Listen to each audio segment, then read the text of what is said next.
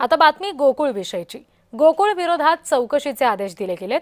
गोकुळ मतदार नोंदणी वादात सापडली आहे। गोकुळ सभासद नोंदणी तपासण्यासाठी विशेष पथकाची नियुक्ती केली गेली आहे। गोकुळ दूध संघात 423 दूध संस्थांना सभासद म्हणून बोगस पद्धतीने नोंदवण्यात आल्याची तक्रार गर्जना संघटनेचे अध्यक्ष प्रकाश बेलवाडे यांनी राज्याच्या सहकार खात्याकडे केलेली। या संदर्भात बुधवारी सहाय्यक निबंधक सांगली मिरज यांच्याकडून या तक्रारीची चौकशी करण्यासाठी विशेष पथक स्थापन करण्यात आले। सध्या गोकुळ दूध संघावर मंत्री हसन मुश्रीफ यांचा मुलगा नावेद अध्यक्ष आहेत।